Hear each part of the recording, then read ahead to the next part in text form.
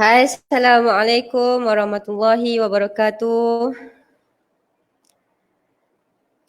Alhamdulillah, bertemu lagi kita di malam yang mulia, masih di dalam bulan Ramadan, Ramadan Al-Mubarak. Okey, jadi sebelum kita memulakan sesi perkongsian ilmu kita bersama tetamu jemputan istimewa. Sudilah kiranya siapa yang sedang menonton dan akan menonton boleh komen ataupun beri komen sedikit sama ada masalah sound, teknikal, suara tak jelas ataupun ada masalah internet.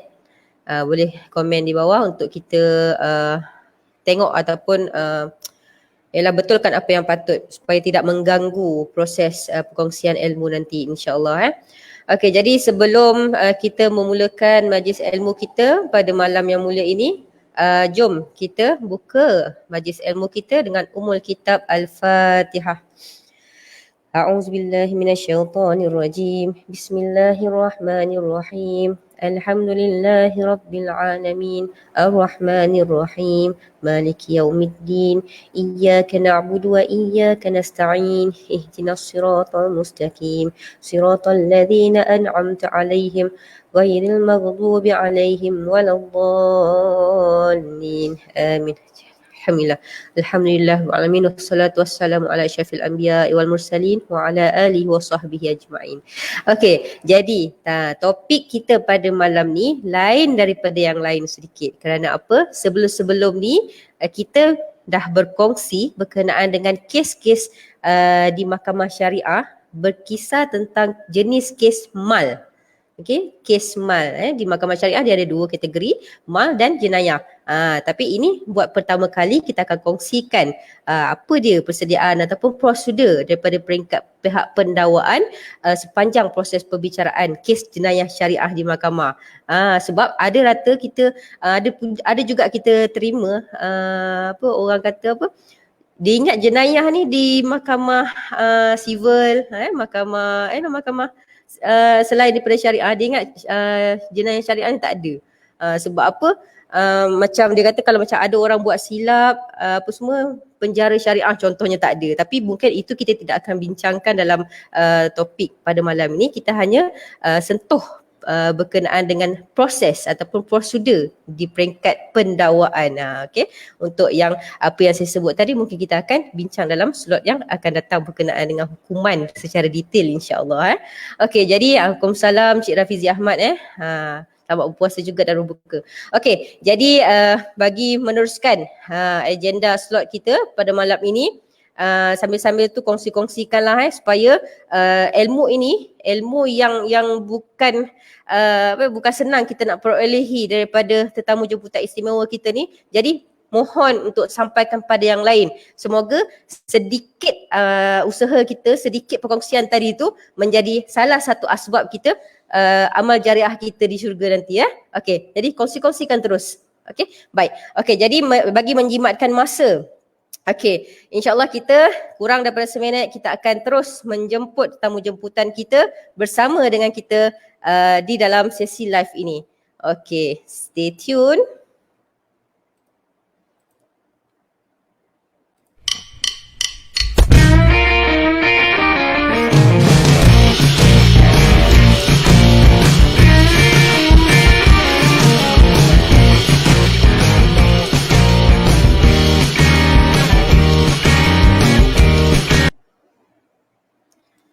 Okey, Assalamualaikum warahmatullahi wabarakatuh.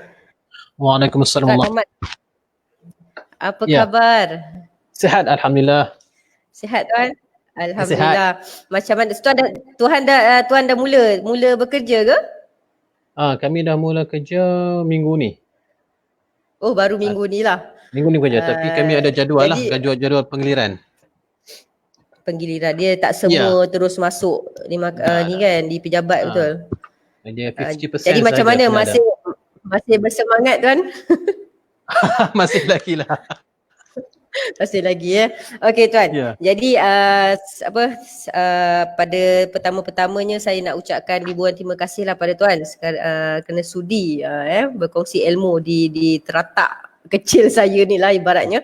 Okey, dengan masyarakat kat luar sana berkenaan dengan topik yang ujung kalinya diadakan dalam live bersama saya, iaitu topik jenayah lah, jenayah syariah. Okey, jadi mungkin boleh sebelum kita nak teruskan, mungkin Tuan boleh perkenalkan dulu latar belakang Tuan. Dipersilakan Tuan. Bismillahirrahmanirrahim. Assalamualaikum warahmatullahi wabarakatuh. Pertama sekali saya ucapkan terima kasihlah pada Puan Rabbil Adawiyah lah kerana sudi menjemput saya lah untuk menjadi tetamu pada malam ni. Baik, jadi untuk pengenalan, nama yang diberikan ialah Ahmad Tamizi bin Abdul Halim. Kalau macam di Jabatan Agama ataupun di Jabatan Kehakiman ni, selalunya kalau pegawai lelaki dia akan panggil Syekh lah.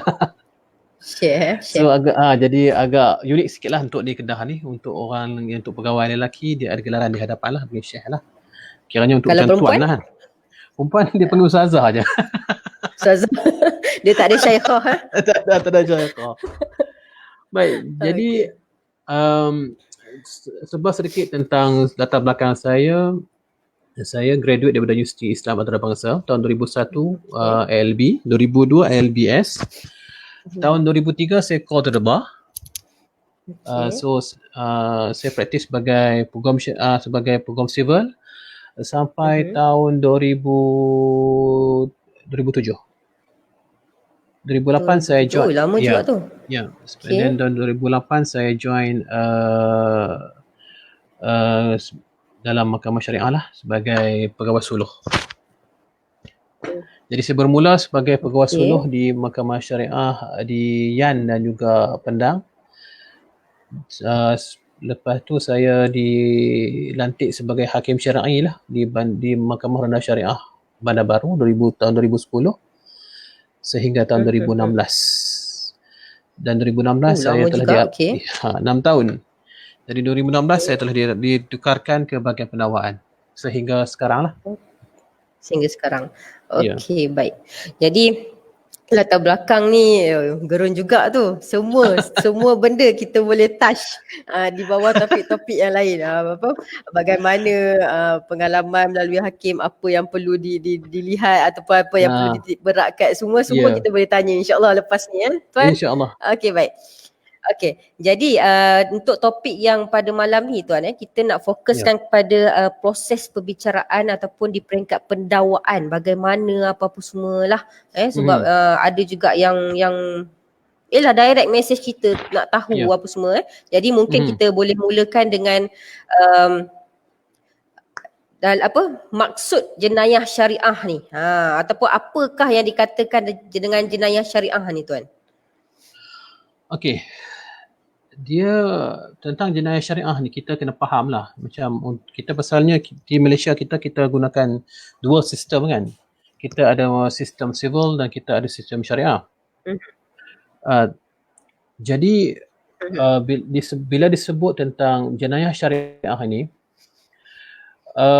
dia merujuk kepada kesalahan-kesalahan yang mana melibatkan orang Islam sahaja, yang mana kesalahan tersebut tidak disebut di dalam penal code, di bawah kanun keseksaan. Kanun keseksaan, kita kata yang bawah penal code lah. Jadi kita tidak adalah kes macam kes mencuri ke ataupun dalam kes bunuh, kita tidak ada pasal kes-kes tersebut telah diletakkan di bawah bidang kuasa Mahkamah Sivil. Tetapi jadi kalau macam kita macam di negeri contoh macam Kedah lah kan. Di Kedah kita ada enactment kita sendiri, itu enactment kesalahan jenayah syariah tahun 2014. Di bawah enactment tersebut diwujudkan 36 kesalahan secara keseluruhan. Jadi inilah kesalahan jenayah syariah yang ada di negeri Kedah.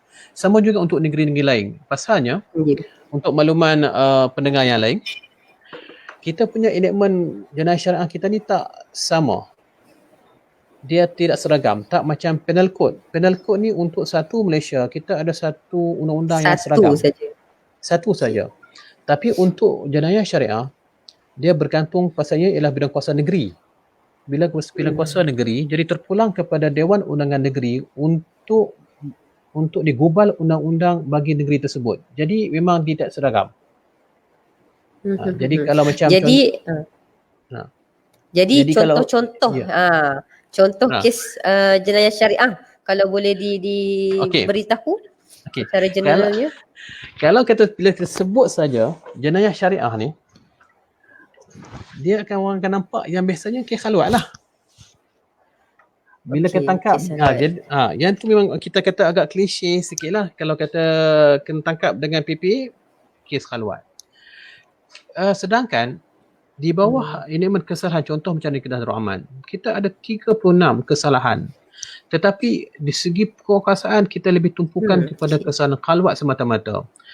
Kita tidak memperluaskan di segi penguatkuasaan tu kepada section yang lain lah.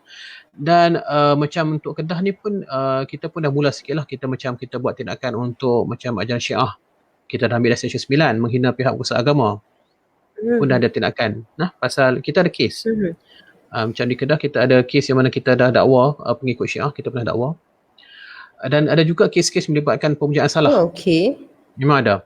Tapi itulah yang tu, and then tapi kebanyakan boleh kata 90% kesalahan jenayah syariah di Kedah adalah kes khalwat. Dan benda ni bukan kata berlaku kes di Kedah. Ya, bukan berlaku saja di Kedah, berlaku juga di negeri-negeri yang lain. Jadi kita bila sebut tangkapannya mesti kes khalwat.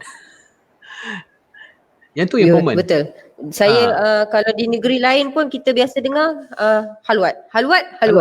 Ya. Kita jarang dengar kes macam kes judi, jarang dengar kes judi. Jarang. Lepas tu kalau kita kes sumbang mahram, kadang-kadang. Lepas tu kalau kita dengar kes berkenaan dengan tidak solat Jumaat, yang tu pun lagi rare. Ada tapi dia agak jarang dengar.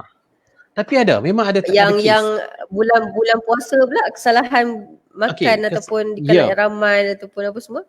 Ya, kesalahan tentang kita tentu sekarang kita memandangkan kita berada di bulan Ramadan. Kita ada satu perlukan khusus lah macam di Kedah kan. Di Kedah memang bukan di Kedah saja, negeri pun semua ada. Peruntukan tu adalah berkaitan dengan kesalahan tidak menghormati bulan Ramadan. Jadi kesalahannya bukan kesalahan tak berpuasa, kesalahannya ialah tidak menghormati bulan Ramadan. Tapi yang masyarakat luar yang faham, masyarakat luar yang faham kesalahannya kesalahan tidak berpuasa. Tapi tidak, sebenarnya kesalahan yang dilakukan ialah kesalahan tidak menghormati bulan Ramadan dengan minum atau makan atau menghisap apa benda-benda di khalayak ramai, di kawasan umum.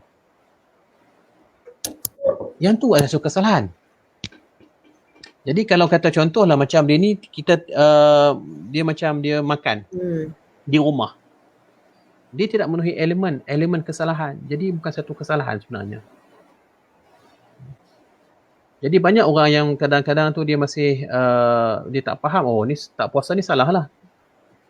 Dia salah tu adalah kesalahan tidak menghormati bulan Ramadan. That's why kadang-kadang ada kes yang mana orang perempuan yang tidak berpuasa pun dituduh. Walaupun dia makan pasalnya kita bukan tuduh dia khalayak ramai. Dia cakap saya tak berpuasa pada hari ni pasal hari ni saya cuti. Kan? Okey. Kita tuduh dia bukan tuduh pasal kamu tak puasa. Kami tuduh kamu sebabkan kamu tidak menghormati bulan Ramadan. Itu sebenarnya. Jadi kena faham sebenarnya apakah kesalahan yang dilakukan.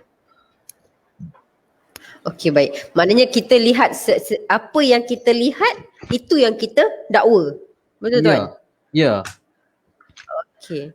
Okey, baik. Jadi dalam pihak bahagian pendakwaan ni, apa kriteria yang dilihat oleh pihak pendakwa sebelum nak buat satu pendakwaan tu? Okey. Pertama sekali kita kena jelas apakah kesalahan yang dilakukan oleh suspek lah. Kita panggil YDS lah kan. Apakah kesalahan yang dilakukan? YDS. Dia panggil YDS lah. Dia macam di bahagian pendakwaan ni atau bahagian jenayah ni kita ada istilah-istilah yang mana kita kena tahulah. Dia ada YDS, lepas tu dia ada OKT. Kita kena tahu term-term ni. Kalau sebut YDS, orang yang disyaki lah. Kalau OKT, orang yang dituduh. Pasal kita kena beza OKT dengan OKS. OKT, orang dituduh untuk jadi kesalahan. Apa dia dua tu? Okey. Ini yang banyak orang yang kadang-kadang orang terkeliru. Kataan OKT dengan OKS. Pasal di bawah elemen kesalahan jenayah, elemen tata cara jenayah, dia telah mewujudkan kategori kesalahan. Kesalahan yang boleh tangkap dengan kesalahan tidak boleh tangkap. Untuk kesalahan tidak boleh tangkap, dia akan dikeluarkan saman. Keluarkan saman. Untuk kesalahan Tidak boleh tangkap, perlu saman. perlu saman. Untuk kesalahan boleh tangkap, dia kita boleh tangkap tanpa waran lah. Yang tu yang untuk yang kesalahan boleh tangkap. Jadi untuk orang yang kes-kes yang boleh tangkap ni, kita kategorikan sebagai OKT, orang kena tangkap. Kalau macam kes saman, contohnya macam kes tidak menghormati bulan Ramadan. Kes boleh tangkap OKT. Ya. Kalau macam kes saman, contohnya tidak menghormati bulan Ramadan, itu adalah kesalahan saman. Bila saman, kita akan panggil OKS. Okey. Tetapi yang tu adalah dari segi teori. Tapi dari segi amalannya tidak begitu. Okey dah, pasal apa yang kita akan tahu? Kita tahu beza OKT dan OKS. Pasalnya dari segi sudut layanan berbeza, prosedur di mahkamah berbeza sebenarnya. Kalau di mahkamah sivil, kalau OKT dia akan berada dalam kandang tertuduh. OKT akan berada dalam kandang tertuduh. OKS dia akan berada di luar kandang tertuduh. Bila nama dipanggil, OKS akan bangun daripada galeri awam, dia akan pergi ke dekat dengan kandang tertuduh tapi tak berada di dalam, dia berada di luar, di tepi. Dia OKS, orang kena saman. Ya. Dia tak masuk dan dia panggil OKS, orang kena saman. Kalau OKT, dia akan berada dalam kandang tertuduh. Jadi perbezaan antara OKT dengan OKS ni ialah berdasarkan kesalahan yang dilakukan. Diwujudkan dua kategori ni ialah untuk menunjukkan bahawa degree kesalahan tersebut. Untuk kesalahan boleh tangkap, bagi kesalahan ialah kesalahan-kesalahan yang berat. Untuk kesalahan yang tak boleh tangkap, yang saman, dia kesalahan-kesalahan yang mana yang ringan. Itu yang kita bezakan. Jadi kita kena tahulah dari segi degree macam ni. Okey. Apa yang perlu kami sebagai pihak pendakwaan bila mana kami terima IP? IP ni adalah kertas siasatan lah. Okey. Di dalam kes jenayah, dia ada 4 individu yang terlibat secara langsung dalam pengendalian kes jenayah syariah. Bermula daripada pertama adalah PPA, pihak penguasa agama. Pihak penguasa agama ni yang akan buat tangkapan. Buat kes dalam kes tangkapan lah, dia akan buat tangkapan. Ini adalah kita kata yang pihak yang pertama lah.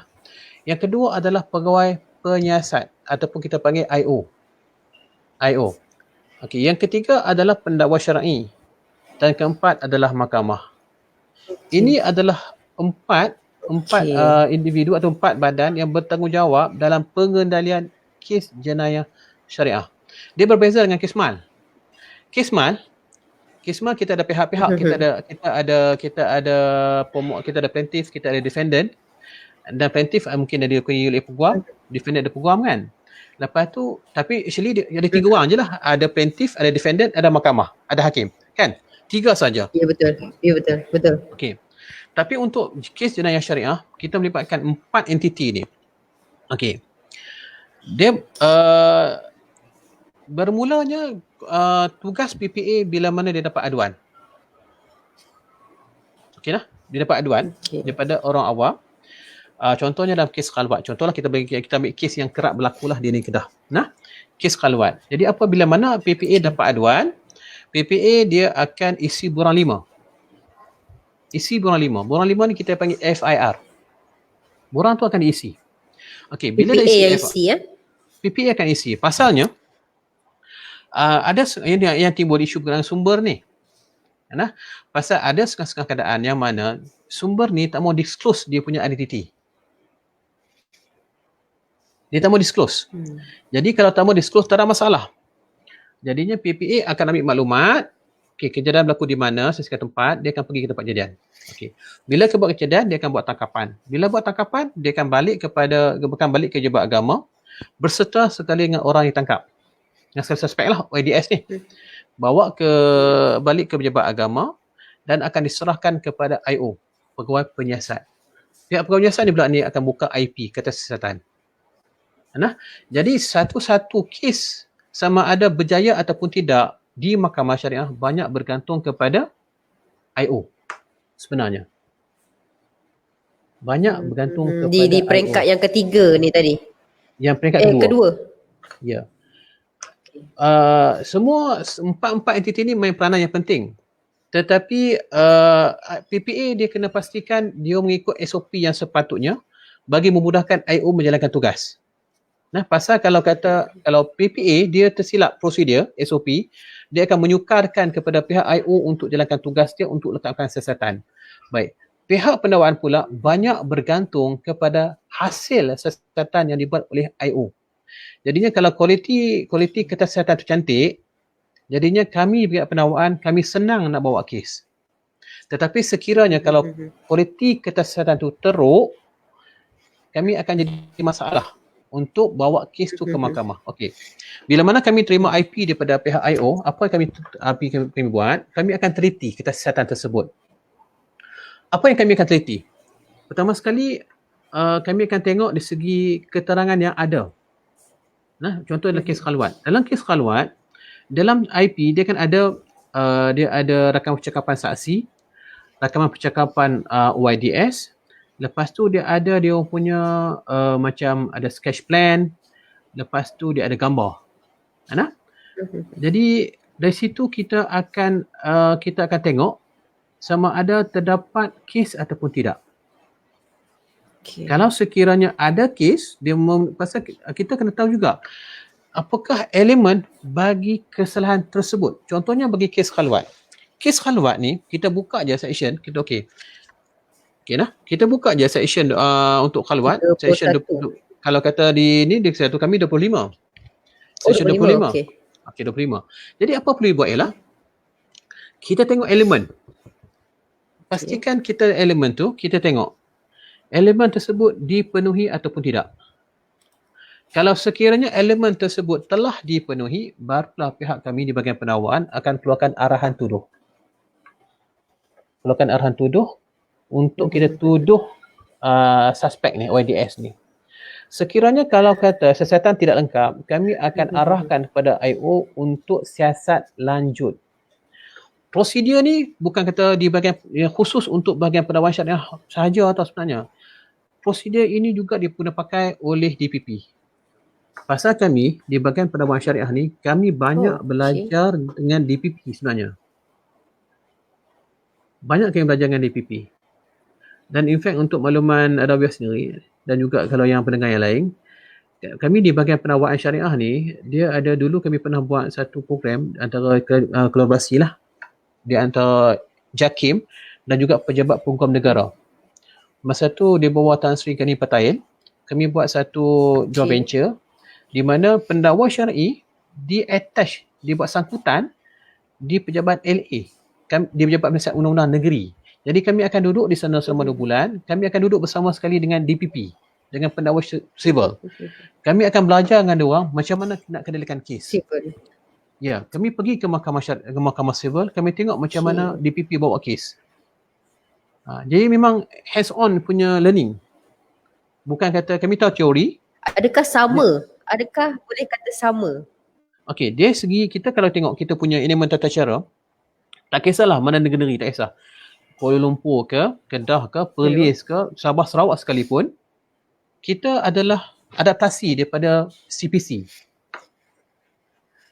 Elemen tata cara kita adalah adaptasi daripada CPC. Jadi apa yang diamalkan di mahkamah sivil kita boleh apply. Tak ada masalah sebenarnya. Okay.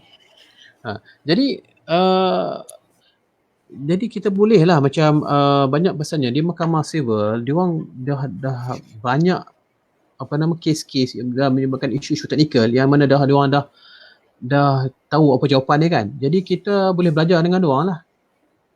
Jadi banyak DPP banyak bantu kami sebenarnya untuk memahami. Okay. So sekarang ni bila mana kita Jadi tadi permulaan pertama penyiasat penguatkuasa agama, tapi penguatkuasa agama terima aduan daripada si pengadu, betul? Ya. Okey. Jadi dalam semasa proses perbicaraan ataupun di mana-mana peringkat pendakwaan, boleh atau tidak dilibatkan sekali pihak pengadu ni. Ini soalan yang memang rare sangat orang nak tahu. Ya. Okey. Kita akan tengok sama ada nak dipanggil ataupun tidak. Dia bergantung sejauh manakah penglibatan pengadu tersebut dalam kes tu. Dia bergantung dia berbeza dari satu kes ke satu kes lah. Okey. Sekiranya kalau pengadu tu dia cuma bagi maklumat sahaja. Dia cuma sampaikan maklumat. Dia tidak terlibat secara langsung dalam tangkapan. Faham tak? Okey. Dia cuma bagi maklumat saja, saja. Okey. Ketika itu kita tidak akan panggil pengadu ni. Pengadu ni kita akan panggil sekiranya dia terlibat secara aktif dalam kes tersebut. Contohnya? Dia terlibat. Okey. Contohnya macam pengadu ni dia bagi maklumat ke pejabat agama kata ada satu pasangan sedang berkhalwat dalam rumah. Okey. Lepas tu pengadu ni kata saya akan tunggu tuan di rumah tersebut. Jadi masa tangkapan dibuat, pengadu pun masuk sekali.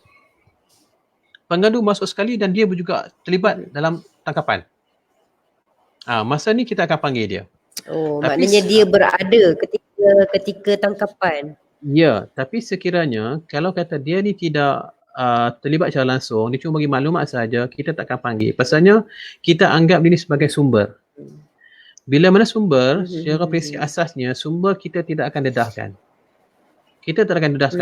Bukan setakat amalan di mahkamah di bahagian pendakwaan syariah, even amalan di bahagian pendakwaan civil, tu punya polis, PDRM tidak sekali-kali dia akan dedahkan sumber dia siapa dia. Dulu di mahkamah civil, pernah hakim minta supaya pihak DPP ni disclose dia punya sumber. Jadi ni manakala mahkamah minta, jadi DPP terpaksa dedahkan, panggillah sumber untuk bagi keterangan. Dan akhirnya apa yang berlaku, sumber tu mati kena bunuh. Jadi pasal di mahkamah civil, itu antara sebab lah. Ya, pasalnya macam kes di mahkamah civil melibatkan kes-kes yang mana high profile, yang mana melibatkan macam kes-kes macam dadah kan, kes-kes keganasan, yang mana memang risiko tinggi kepada sumber ni terhadap keselamatan dia. Jadi memang takkan disclose. Okey, macam mana pula dengan mahkamah syariah, kes-kes syariah? Kes syariah takkanlah sampai kes nak bunuh kan. Tapi kalau kita disclose identiti sumber ni, dia akan menyebabkan sumber ni dia tak nak bagi kerjasama dah selepas ni. Yang tu yang kita takkan disclose siapa kita punya pemberi maklumat. Kita tak tahu.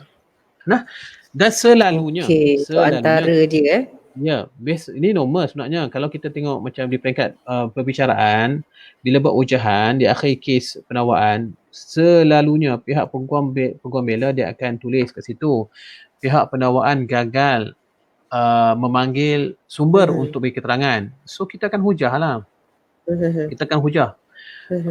Pasalnya untuk yang penting kita kena faham, ini tugas peguam kena jelas lah. Tugas pihak penakwaan ialah untuk membuktikan elemen kesalahan. Jadi persoalannya, adakah sumber itu adalah elemen kesalahan? Tidak. Jadi kalau kita dapat proofkan elemen kesalahan tersebut, walaupun kita tak panggil sumber, dia tidak akan menjejaskan kes kita. Prima facie. Yes, memang akan wujud prima facie kes lah kan? Ya. Nanti buat prima facie pun saya akan tentu sikit-sikit kalau ada kesempatan. Okey. Boleh, saya memang suka sangat kalau kesudian. Okey. Saya cuma nak kongsi satu perkara lagi berkenaan dengan IP. Ini kena jelas lah. IP ni sifatnya adalah sulit. Jadi kita memang tak akan dedah, yang ada akses kepada IP ni cuma 2 orang saja. Iaitu IO dan juga pendakwa. 2 orang ni saja yang ada akses kepada IP. Even hakim sendiri pun tidak ada akses kepada IP. Pasal IP ni sifatnya rahsia. Bukan rahsia, dia bersifat sulit, Dia bersifat sulit, bukan rahsia, sulit. Dia adalah sulit. Jadi kita tak akan dedahkan dia punya kandungan dalam IP tersebut. Ya.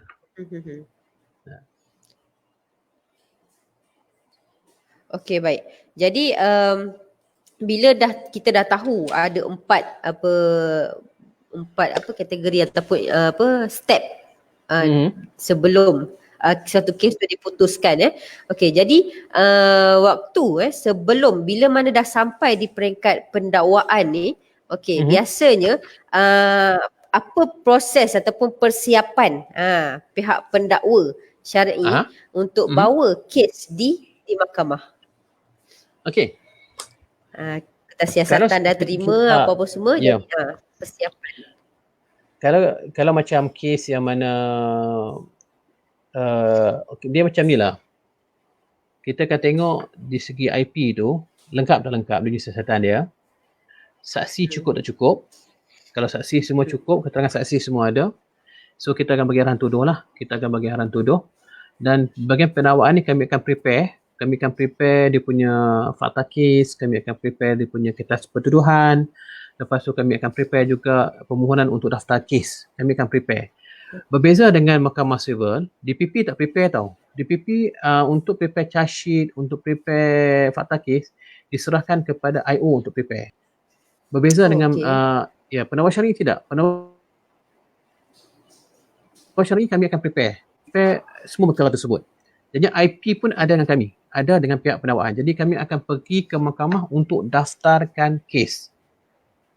Biasanya tuan, tuan, daripada permulaan aduan tu diterima, sehinggalah pihak pendakwaan nak daftarkan kes di mahkamah, berapa tempoh masa yang diambil tuan? Okey. Dia sebenarnya yang ni yang jadi masalah sikitlah kepada bahagian penawar sebenarnya.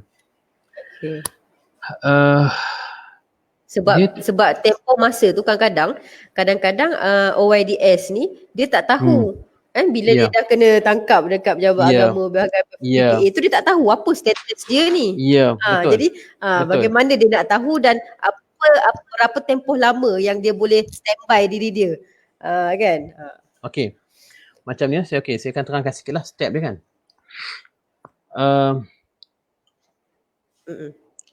Sekejap lah, tertinggal pula dia punya satu ni.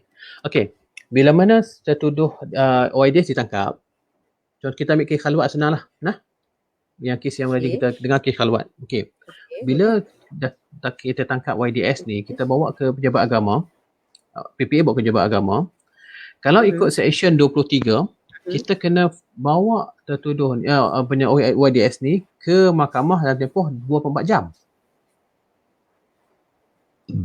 Cuba tengok section 23. Kalau negara lain section 22. Okey. Dan even kalau kita tengok dalam perbuatan satuan sekalipun, dalam Federal Constitution pun sebut, bila kena ketangkap, tertuduh orang yang tangkap ni dia ada hak untuk dibawa produce before magistrate ataupun hakim syar'i dalam tempoh 24 jam. Ini adalah hak yang dijamin di bawah yang dijamin oleh Perlembagaan Persekutuan. Jadinya peruntukan ini juga dimasukkan di bawah enactment ataupun Akta Tata Cara Jenayah Syariah Negeri-Negeri. Kalau negeri lain section 22, kalau Kedah section 23, enactment Tata Cara kami lah. Okey. Jadinya persoalan dia, nak tanya dengan sekalian Adawiyah lah, agak-agak dalam tempoh 4 jam, sempat ke IO nak siapkan kertas siasatan, nak serahkan kepada pendakwa untuk dapatkan arahan tuduh? Dalam tempoh 4 jam. Jadi agak kelang kabut sikit lah kalau kata memang tak sempat. Memang tak sempat. Contoh macam tu ni, macam ni lah. Tangkapan dibuat pada malam ni. Malam ni kita buat tangkapan ni. Kita kata malam ni pukul 10.40 tangkapan dibuat. Kes khalwat. Okey. Dibawa ke pejabat agama. Daripada terima aduan lah tuan. Daripada terima aduan. Okey, dapat terima aduan pukul 10.40 dapat aduan. Okey. Jadi PPA pergi ke tempat kejadian dalam pukul 11 sampai. Ke 11 sampai dia orang buat masuk dalam tempat kejadian tu, dia orang rush and then dia orang buat tangkapan, bawa balik ke pejabat agama pukul 11.30. Okey. Lepas tu IO IO dia tak sama macam di civil. Civil dia pejabat di balai polis. Balai polis IO ni dia orang tak ada, dia orang ni 24 hours tau. Dia orang akan sedia, dia memang standby selalu. Kami punya IO esok pagi pun ada. Office hour. Betul. Okey, jadi esok pagi boleh masuk. Esok pagi dia mau masuk, barulah nak ambil keterangan PPA yang terlibat dalam operasi. Lepas tu ambil keterangan YDS. Lepas tu nak ambil barang kes kalau kata ada rampasan barang kes. Lepas tu nak buka IP lagi. Okey, agak-agak nak bawa kepada DPP, nak bawa kepada pendakwa syar'i bila? Kalau contohnya macam berlaku kes tu di SIG, berlaku di Bandar Baru yang jaraknya sampai 160 km daripada kami. Biar kami cuma satu saja. Dia Lostar Satu je. je. Ha. Jadi agak-agak sempat tak? Memang tak sempat. Nah, pasal kita pun nak kerja mahkamah pula. Mahkamah office hour juga pukul 8 buka tutup pukul 5. Pendaftaran last pukul 4, 4.30 macam tu. Tambah pula PKP ni. Ha. Okey, jadinya apa yang kita boleh buat di bawah Seksyen 24 ataupun Seksyen 23 Pertutukan Negeri yang lain, dia ada kuasa, PPA ada kuasa untuk lepaskan dengan jaminan pihak penguasa agama. Dia boleh lepaskan. Kalau macam polis, kita panggil lepas, polis tak ada masalah tau. Pasal polis, dia orang ada reman. Polis ada reman.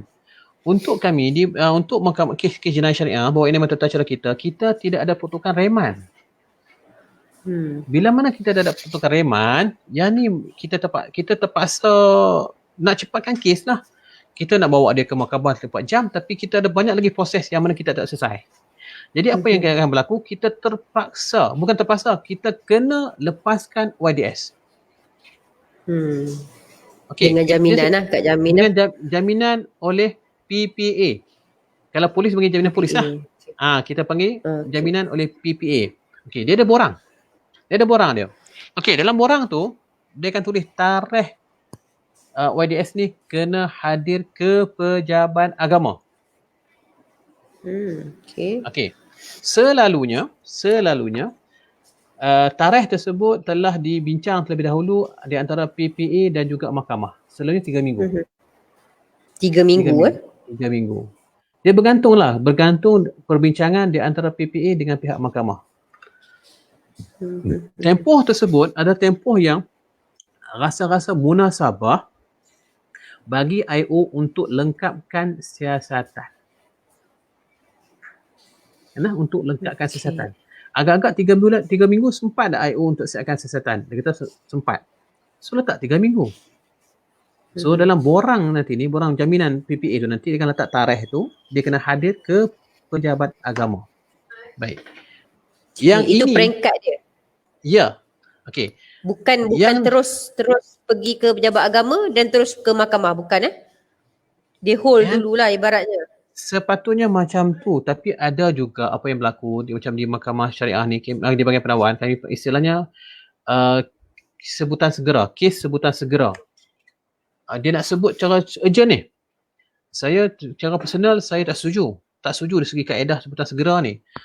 Pasalnya kita pun tak pasti sama ada YDS ni betul-betul melakukan kesalahan tu ataupun tidak. Pasal kita pasalnya IP tu tak lengkap lagi. IP tak lengkap lagi. Jadi yang that's why saya cakap dengan saya punya penawar syar'i saya kata saya tak setuju dengan konsep sebutan segera. Pasal kita kena teliti dulu IP. Ada kes ataupun tidak. Kalau kata tak ada kes, kalau kata serta tak lengkap, kita kena minta supaya siasat lanjut. Okey, pasalnya nanti ni tidak berlaku adil kepada pihak orang YDS ni bila mana kita tuduh dia dalam keadaan siasatan tak lengkap. Even kalau ini amalan di mahkamah, ini amalan di pihak DPP lah. Pihak DPP dia akan cuma bagi arahan tuduh sekiranya kalau dia yakin 90% suspek ni bersalah. Dia panggil 90% rules. 90%. 90. Baru akan sebut di mahkamah. Baru dia akan keluarkan arahan tuduh dan dia akan bawa ke mahkamah. Okey. Selagi tak sampai tahap 90% tu tak. Dia orang takkan tuduh. Dia takkan tuduh. Cumanya yang menyelamatkan pihak polis pasal dia orang ada reman. Yang pasal dia orang ada reman. Kami PPA ni tidak ada reman. Di bawah reman tata cara jenayah syariah negeri-negeri tidak ada peruntukan reman. Bila mana tidak ada peruntukan reman, jadi untuk reman kita kena faham, reman ada 2 peringkat tau. Satu sebelum perbicaraan, satu lagi selepas perbicaraan, dalam perbicaraan. Reman sebelum perbicaraan ini adalah tujuannya untuk penyiasatan. Dan reman semasa perbicaraan ni ialah untuk perbicaraan lah. Kan macam contohnya dia ni dah dituduh di mahkamah, untuk tunggu perbicaraan dia ditahan dulu di dalam lock up. Yang tu reman dalam perbicaraan lah. Yang ni sudah ada reman untuk penyiasatan. Reman untuk penyiasatan yang tidak ada di bawah ikliman tata cara kita punya. Kita tidak ada. Kita tak macam yang Silver punya. Silver dia ada 117. Kita tidak 117, tidak ada. Oh, Silver tak ada. Ya. Nombor tu ada kan, tapi amalan reman tu tak ada kan. Nombor apa? Tidak, tak apa. Okey Tuan. Jadi bila dah sampai macam tu, kita dah tahu dah saya rasa orang lain masyarakat yang sedang menonton pun dah tahu dia punya peringkat, tempoh masa dia. Okey, jadi bila dah sampai di peringkat mahkamah ni tadi, okay. Biasanya bila dipertuduhkan ni pengalaman Tuan, OIDS ni apa buat? Dia buat apa? Selalunya lah memang dia akan PG lah. Mengaku salah. Kebanyakan kes kita nak dapatkan kes bicara, bukan kata jarang-jarang, ni memang kadang-kadang memang susah nak dapat lah. Selalu mengaku salah habis tutup kes. Selalunya mengaku salah. Yang mengaku salah ni dia banyak faktor lah. Antara faktornya pertama sekali dia punya hukuman rendah lah kan. Pasal kita cuma terikat dengan Formula 356. Betul. Yang kedua pula, ada setengah kes-kes tu memang kuat sangat sebenarnya. Macam kes tangkapan khalwat yang berlaku di hotel, berlaku di bilik motel. Memang dia orang tak ada defend dah. Memang tidak ada pembelaan. Memang tak ada. Jadi memang dia orang mengaku salah. Nah. Jadi tapi kebiasaannya pasal orang fikir tak mau nak panjang-panjang, mengaku salah je lah. Pasal kesalahan pun hukuman tak banyak. Okey, jadi bila yang tanggapan yang itu tuan mungkin boleh tuan bagi tahu sikit kat orang yang sedang menonton, bila dah mengaku bersalah sahaja, apa kesan terhadap pengakuan ni tadi terhadap orang yang mengaku ni di kemudian hari? Okey. Dia kalau kata dia kena denda dia bayar, tak ada masalah apa lah sebenarnya. Betul. Yang kita yang masalahnya kalau sekiranya kalau dia tak mampu bayar denda, dia kena masuk penjara. Yang ni yang jadi masalah. Nah, pasal mahkamah dia akan kenakan hukuman denda ataupun penjara. Selalunya jarang berlaku yang mana mahkamah dia kata denda dan penjara. Jarang. Dan penjara. Okey. Tapi ada kes berlaku macam tu, tapi jarang-jarang berlaku. Nah, tapi kebiasaannya memang mahkamah kata denda ataupun penjara jika gagal bayar denda. Membayar denda. Okey. Jadi tapi banyak juga kes-kes yang mana dia orang ni tak mampu untuk bayar denda. Contoh dalam kes khalwat, mahkamah bagi hukuman tinggi 2,800, 2,500. Dia orang tak mampu nak bayar. Jadi ke dalam lah. Bila ke dalam dia akan ada rekod jenayah. Okey, once ke dalam rekod jenayah. Ya, dia kan ada rekod jenayah. Jadi ke dalam tengoklah 3 bulan ke 6 bulan ke, memang itulah kesannya. Jadi cumanya saya menyerulah kepada peguam syar'i lah. Saya menyuruh kepada peguam syar'i janganlah tumpu banyak kepada kes. Memang saya tak nampak kes mal ni, dia orang lebih suka kes mal. Dia orang tak suka kes jenayah. Pasal kes jenayah ni pun tak banyak kes pun sebenarnya. Pasalnya kebanyakan YDS mengaku salah. Kan? Jadi dia orang tak kata tak ada kes. Betul. Yang mana kes nak bicara ni. Okey. Dia sebenarnya kan bagi saya YDS ni dia macam mana pun kena diwakili, kena ada akses kepada khidmat guam. Sama ada peguam civil, peguam yang peguam syar'i yang berbayar ni ataupun pihak YBJK. Kena ada sekurang-kurangnya untuk tujuan mitigasi. Betul. Itu yang orang tak tahu. Ya. Dan lagi satu, kadang-kadang tu kan, diorang ni ada kes-kes yang tentu, diorang ni kadang-kadang memang diperangkap. Diorang diperangkap. Jadi, diorang ni macam, memang betul lah akan tangkap, jadi diorang aku salah je lah. Sedangkan, bila diorang cerita betul-betul, rupanya diorang ni kena perangkap. Jadi, kita nak bagi keadilan pada semua pihak. Jadi, di situlah peguam syar'i ni, dia kena main peranan. Jadi peguam syar'i, kalau kata sekiranya tertuduh dia tidak diwakili oleh peguam, jadi macam mana kita nak pastikan keadilan syariah itu berlaku? Pasalnya pihak pendakwaan pun takkan nak bantu kan? Ya. Jadi kami pun kena pastikan juga tertuduh ni diwakili oleh peguam juga. Kalau kata dia tak ada peguam, takkan dia nak bawa kes tu sendiri. Memang dia tidak akan dia akan jadi macam orang kata berat sebelah lah nanti. Dan benda ni bukan setakat berlaku di mahkamah syariah, mahkamah civil pun berlaku juga sebenarnya. Kalau macam Andawiyah sendiri check di mahkamah civil pun yang buat kes jenayah pun tak banyak sebenarnya di mahkamah civil ni. Lawyer jenayah pun tak Pertama banyak. kos, orang fikir kos. Dia orang tak minat. Kes jenayah sebenarnya di mahkamah civil sekalipun. Dia suka buat kes civil. Dia suka buat conveyancing. Pasal situ lubuk duit lah kan, setengah orang kata macam tu. Dia suka buat corporate litigation, suka buat banking litigation. Dia tak suka buat criminal litigation. Dia tak minat. Sama juga halnya berlaku di mahkamah syariah. Di mahkamah syariah, peguam syar'i dia lebih suka buat kes-kes mal. Kes jenayah syariah tak banyak. Boleh kata yang buat kes jenayah kita boleh kenal lah. Berapa orang sangat. Dalam 2-3 lawyer saja yang boleh buat. Tapi kita kena ingat, lawyer ni semua senior. Satu hari nanti dia akan pencen. Dia orang tak dapat lapis. Sepatutnya dia ada kena pelapis dah, generasi yang muda-muda ni, program syariah yang muda ni, untuk bersedia untuk take over tempat dia orang ni bila mana sampai masanya. Dan kita kena ingat, untuk jenayah syariah ni, dia bukannya dia akan statik macam sekarang. Dia akan berubah tau. Pasalnya memang dah ada usaha untuk kita pindah RU 355. Bila mana RU 35 dipindah, hukuman dinaikkan. Jadi lepas ni, hukuman tu dia bukan lagi 356. Mungkin akan lebih tinggi. Bila lebih tinggi, ketika itu, agak-agak orang akan mengaku salah ke? Contohnya dalam kes khaluat. Kes khaluat melibatkan pasangan atau suspek yang telah berkahwin. Hukumannya denda dan penjara. Mandatory hukuman penjara. Kan?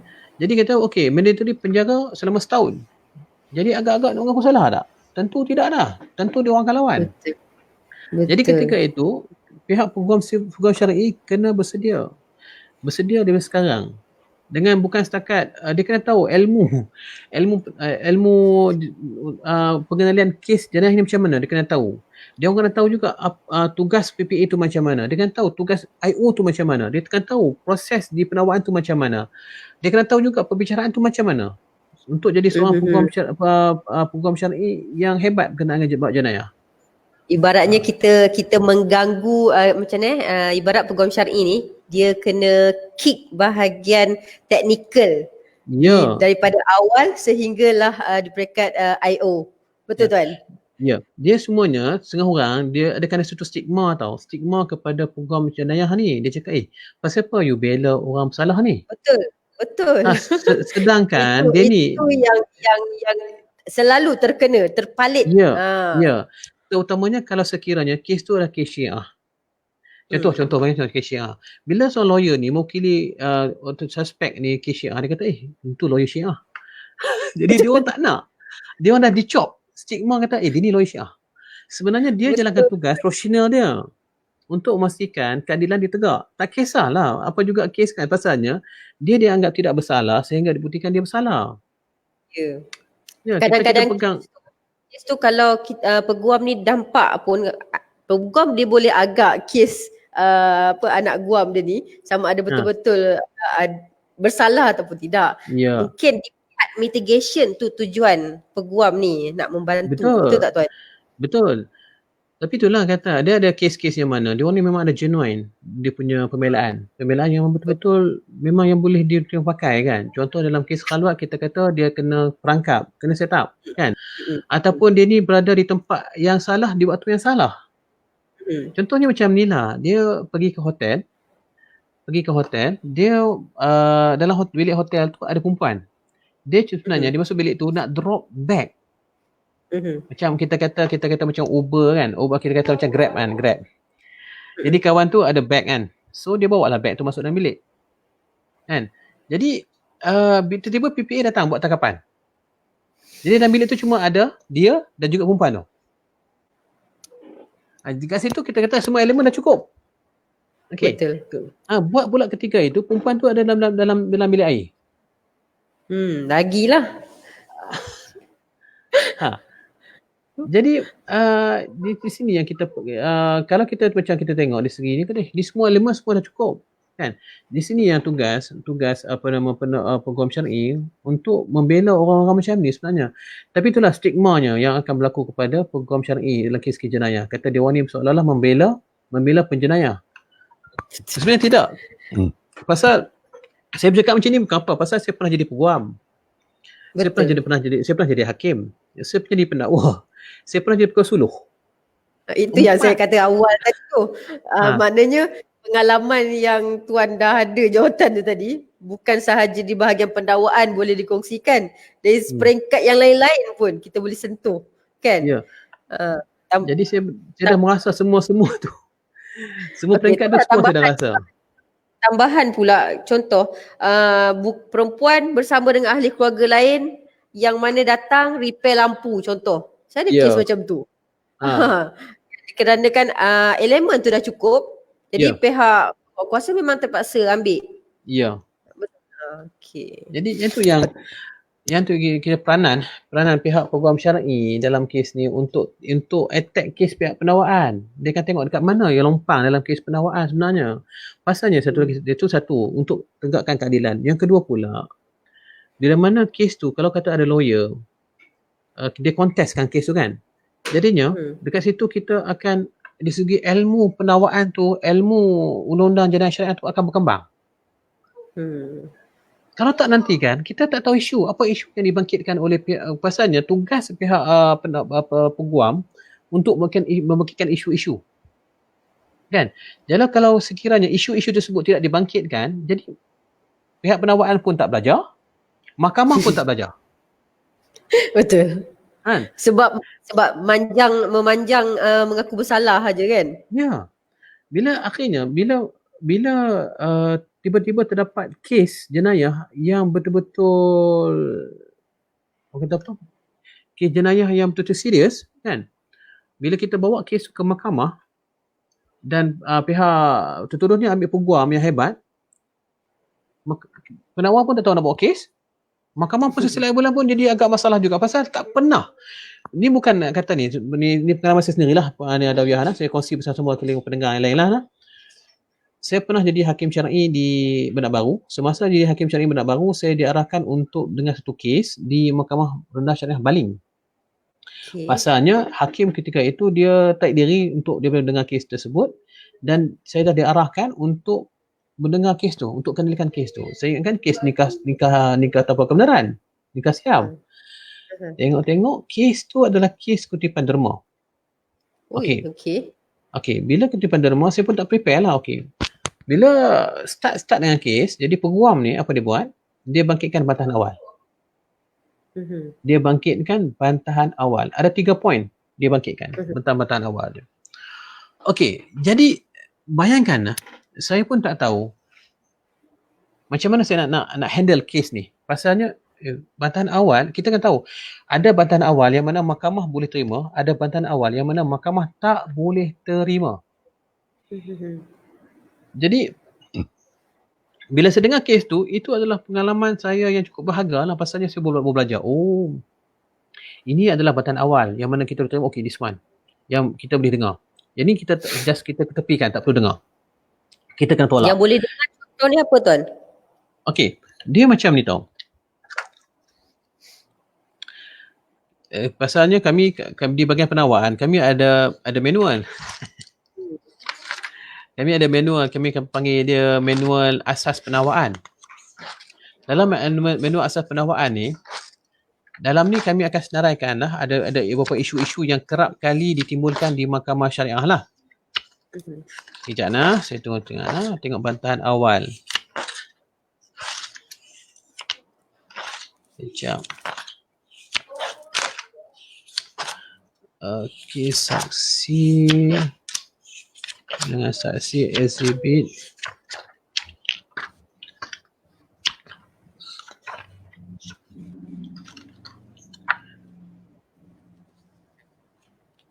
Sekejap nah.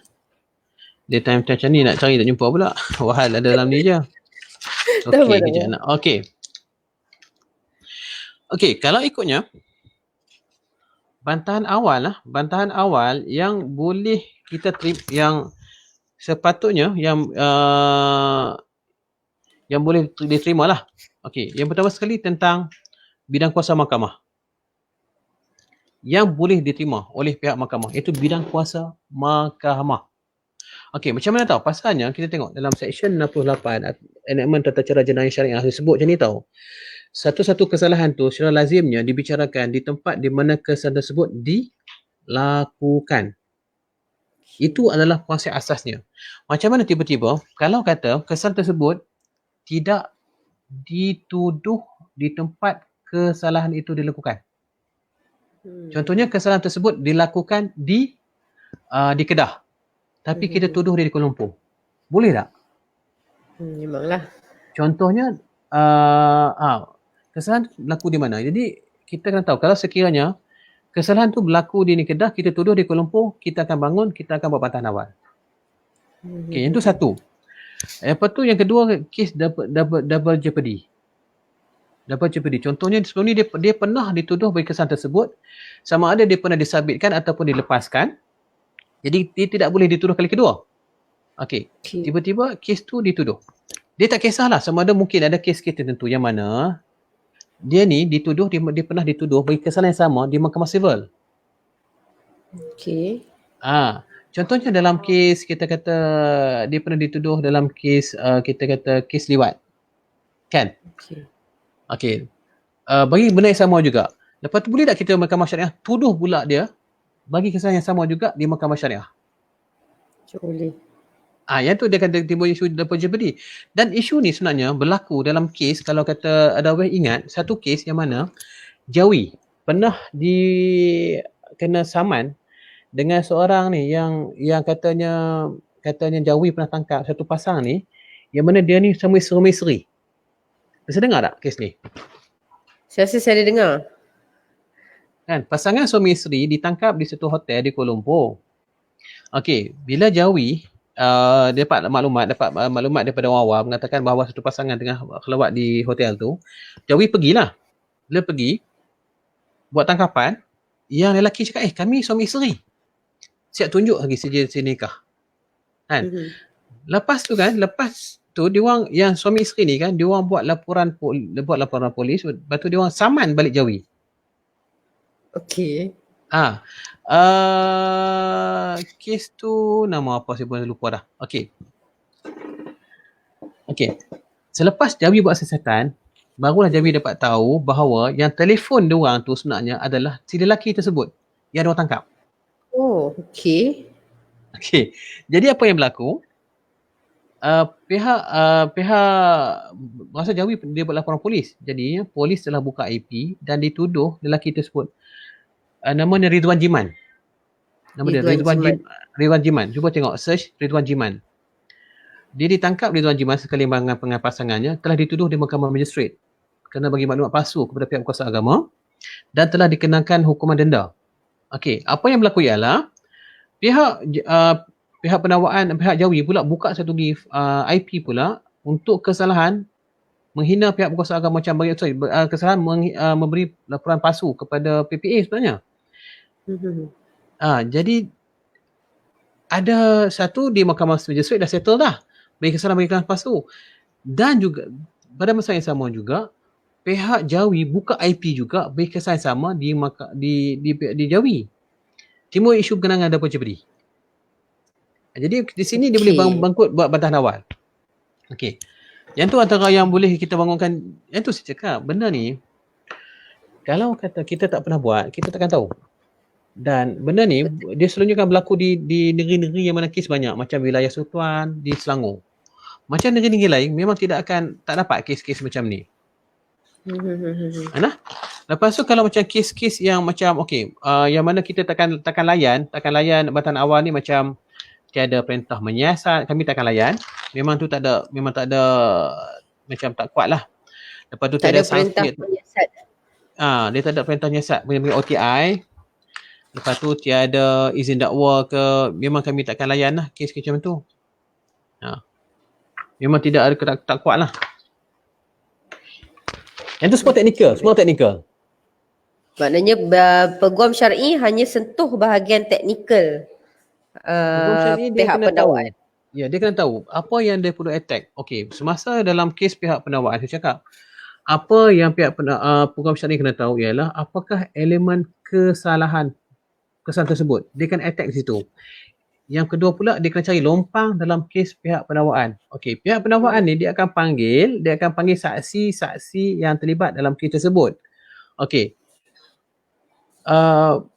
Dia kena make sure betul-betul dalam keterangan saksi itu. Pasal saksi itu kan sebut, okey, semasa dalam operasi tersebut terdapat berapa ramai. Contoh kan 3 orang.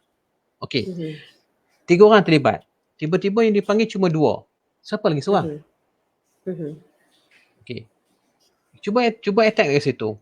Yang kedua lagi satu, kalau melibatkan barang kes.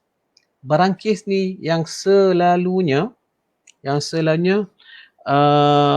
pihak peguam boleh attack. Pasalnya bukan apa, dia nak tengok dari segi dia punya chain of evidence tu, sama ada putus ataupun tidak. Rantaian keterangan tu putus ataupun tidak. Contohnya untuk barang kes. Pasal barang kes ni, dia kena pastikan daripada satu orang kepada seorang yang lain tu, dia tidak terputus. Maksudnya contohnya macam kata, okey, saya rampas kata satu paket kondom. Satu paket kondom yang telah digunakan. Okey, kamu bagi ke siapa? Saya bagi kepada saya bagi barang kes kepada IO. Baik.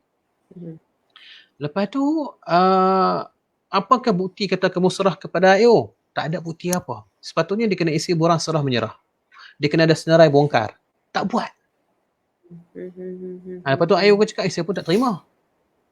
Bila dia sebut tak terima, maksudnya dekat situ dah ada lompang pada kes. Dia punya chain of evidence dah terputus. Jadi mungkin yang kondom yang dibawa dalam mahkamah tu bukanlah kondom yang dirampas di tempat kejadian. Ya. Dia kata mungkin kondom ini kamu beli dekat kedai dan kamu bawa tender ke mahkamah. Pun boleh jadi. Pasalnya tidak ada keterangan yang mengatakan bahawa IO ni dia tak kata saya tak terima pun. Dia sebab yang tu di segi chain of evidence memang kena jaga. Tapi masalahnya dengan dalam kes-kes di mahkamah syariah ni, selalunya barang kes tak dirampas. Barang kes tak dirampas. Yang tu satu masalah. Nah, dalam kes khaluat nak rampas. Kes khaluat nak rampas barang apa? Tapi kalau dalam kes melibatkan contohnya buat persediaan mukadimah zina. Yang tu kita kena ada. Kita boleh contoh dia kata kami jumpa ada pelincir. Kita jumpa ada kondom. Yang tu kita boleh ambil barang-barang kes macam tu. Kita kena rampas barang tu. Untuk menunjukkan kata ada mukadimah zina. Yalah, tapi kalau halwat nak ada barang kes apa dia tak perlu kalau kes halwat ni. Cumanya dalam kes halwat ni kan kita kena buktikan bahawa ada unsur-unsur maksiat lah apa dia orang buat tu. Contoh kata semasa sampai tempat kejadian tu kami dapati yang orang kata apa, baju dia punya coli ke baju tu lah ada di satu tempat basingan. Contoh lah kan. Jadi sepatutnya barang tu dirampas lah untuk buktikan kata berlaku perbuatan tak moral di tempat kejadian. Sepatutnya macam tu. Tapi memang selalunya dia orang tak rampas barang kes. Tapi untuk Kedah lah. Baik. Jadi ni ada soalan. Ada soalan sikit ni tuan. Yang bertanya ni saya tengok ada 3 soalan hanya berkisar tentang pihak ketiga ni. Boleh saya paparkan tuan? Ya. Okey. Pertama daripada Encik Rafizi Ahmad, bagaimana cara dan persediaan nak dakwa pihak ketiga pula? Kita dok cerita pasal halwat tadi, tapi ni dia mungkin ambil peluang nak dakwa pihak ketiga yang memecah belahkan sebuah rumah tangga, dah pergi jumpa IO, diminta pergi kaunseling tak berjaya, memanggil pihak ketiga, diminta pula arahan dari mahkamah. Jadi apa cara sebenar yang betul? Bukti semua dah bagi pada IO. Okey. Yang ni kerap kali ni berlaku. Ya. Jadi apa cara sebenar dia? Kalau ikutnya kan macam kami pun di bahagian pendakwaan memang kami akan melindungi lah identiti sumber ni. Memang kami takkan disclose siapa sumber ni. Memang kami di bahagian pendakwaan kerap kali pun dapat request, dapat permintaan daripada pihak-pihak ni kan nak tahu siapa yang buat aduan. Kan? Siapa buat aduan? Pasal kadang-kadang aduan tu pun macam tak tepat pun. Kan? Tapi kami ni bila kami dapat satu-satu aduan, betul-betul kami masukkan dalam IP. Jadi IP tu memang tu cakap tadi ni, yang ada hak untuk tengok tu cuma orang tertentu sahaja yang ada kuasa. Dan kami pun nak melindungi sumber kami juga dalam kes-kes tertentu. Itu yang kami agak keberatan lah kalau ikutnya lah untuk disclose siapa yang bagi maklumat tu. Nak jawab secara tepat pun saya rasa benda ni pun mungkin lah lepas ni kami kena tengok balik. Kami akan tengok di segi yang kata apa, kewajarannya, ataupun juga mungkin ada satu proses atau prosedur yang khusus kami akan buat macam mana nak handle kes macam ni. Pasal saya pun faham. Nanti saya cuba, that's why saya akan take note ini, nanti saya tengok macam mana. Okey, dan kita akan kongsikan khas untuk topik itu sahaja kan. Sebab memang saya terima memang banyak soalan berkenaan gangguan pihak ketiga ni, macam mana. Lepas tu ni lagi, apakah perlu gangguan pihak ketiga ini dibawa ke mahkamah sivil? Bila gangguan tu macam mana? Oh, gangguan pihak ketiga ni macam mana dia masukkan? Itulah kita mohon dia pasal macam ni tau. Saya ada ni telah dibuat sendiri oleh isteri atau suami. Okey. Yang ni apa yang saya pernah dapat kes ni berlaku di satu daerah lah di Kedah. Si suami ni mengadu, katakan bahawa si isteri dia ni ada hubungan dengan seorang lelaki. Disebabkan oleh hubungan tersebut menyebabkan dia orang ni bercerai. Jadi dalam enactment tata cara jenayah, enactment kesalahan, dia satu peruntukan tau. Section 30 kami punyalah, Section 31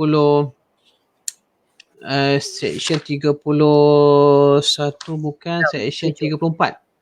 34 menghasut suami isteri supaya bercerai atau mengabaikan kewajipan. Di sini ada peruntukan. Dia kata mana-mana orang yang menghasut, memaksa atau memujuk mana-mana orang lelaki atau perempuan supaya bercerai atau mengabaikan kewajipan dan tanggungjawab sebagai suami atau isteri adalah melakukan satu kesalahan, dan apabila disabitkan boleh didenda tidak melebihi RM5,000 atau dipenjara selama tempoh tidak melebihi 3 tahun atau kedua-duanya.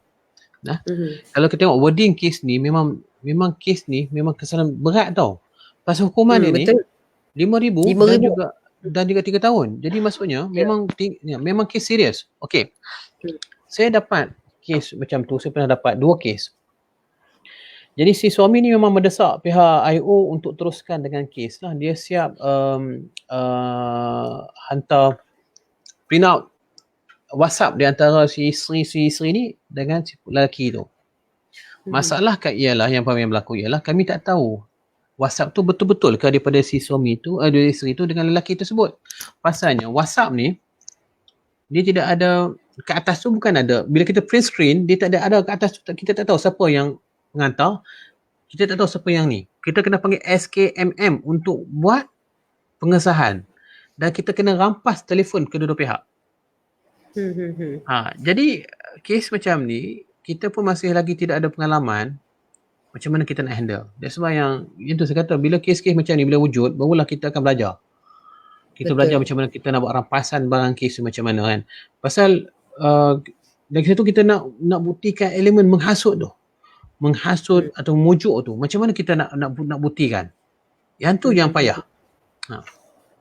Itu yang bila dah ada aduan, si pengadu ni, especially contoh si suami, dia menunggu-nunggu. Kan, menunggu-nunggu apa tindakan yang selanjutnya. Lepas tu at the end, saya percaya pihak pendakwaan mungkin tak ada tak jumpa apa yang perlu didakwakan. Betul. Kami kan itu yang jadi hole. Kami masalahnya, kami tak cukup keterangan. Kami dalam IP tu, bila kita tengok, apakah keterangan yang ada yang mengatakan bahawa suspek ni dia memujuk ataupun dia ni memujuk ataupun dia mendorong perempuan ni, dia menghasut, memaksa atau memujuk perempuan ni. Apakah keterangan yang ada?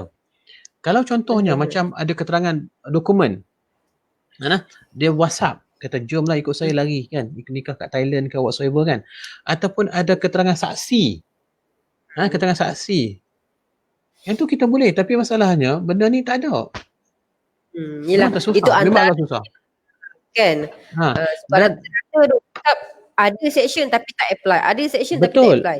Betul. Kita pula Ha, dan lagi padahal satu, keterangan tu tak ya, memenuhi. keterangan tak memenuhi. Dan lagi satu masalah dia, macam kes macam tu kan. Dia sebenarnya si isteri tu dengan laki tu kan, dia orang ni sama suka sama suka. Dia kata Itulah pula. dia kata bukan, saya memang suka rela ikut dia ni. Tak timbul isu pujuk ke, tak timbul paksa, tak ada. Memang dia kata si isteri ni dia dah tak ada hati dah dengan suami dia.